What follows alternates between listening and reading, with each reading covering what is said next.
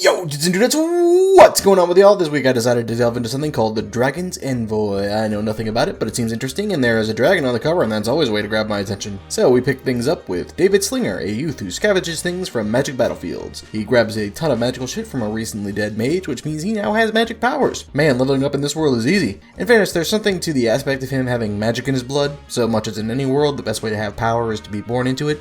Fucking sorcerers. That's a D&D joke, everyone. Don't worry. But while stealing, he finds a knight who is mortally wounded, and the knight promises him a reward if he can help save his life.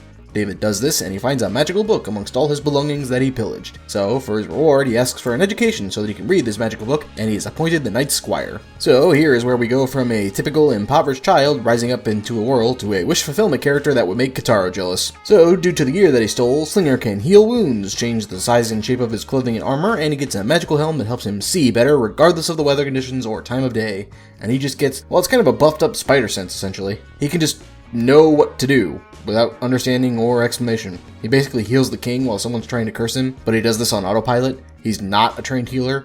He learned earlier that day that wounds can be cleaned, and he's just doing things. I sometimes say that when there's not really a through line of causation, and while that is the case here, it's also how he just does everything. Like, how does he burn the leeches off the king's body? By using his knife? He just does it. How does he draw the dark curse out of the wound on the king's chest? He just does it. How does he remove the runes that are carved into the king's head that the attacker says nobody should ever be able to remove? He just does it. It's like this for literally every single ability and spell that he uses. This book also has one of the softest magic systems I've ever encountered. Magic literally has no set rules or cost. Y'all familiar with the old school Superman? The one before they gave him an actual origin and power set? Yeah, that motherfucker that could basically make up powers on the fly whenever he wanted?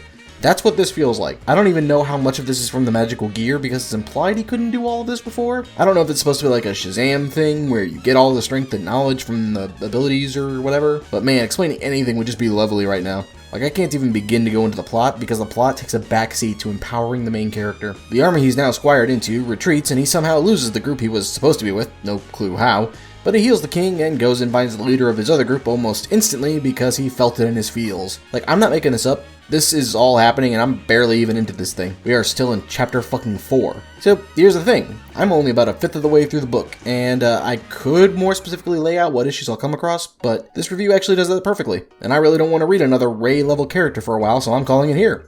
I could continue, but I don't want to, and that should sum up my feelings on the thing. So it starts off with an interesting concept. Orphan scavenger, who is chosen by a dragon to be a vessel of some type, or to carry out their will. This would be something interesting to listen to, and the title being a dragon's envoy, being a dragon's messenger or representative, which none of this is a thing that happens. It's overall a big disappointment. Lack of world or lore building, no real conflict. More so that they throw random problems at the MC and he instantly knows of ways to fix it almost perfectly. Nothing done by the MC or characters he is related to really seems to matter. The title of the book is hardly relevant to the story and what it could have been. Magic is based off the rule of what do I want the MC to be able to do right now? Okay, now he can do it with ease. Oh, make sure we give him some dilation in his dreams so he can train for years on a power nap.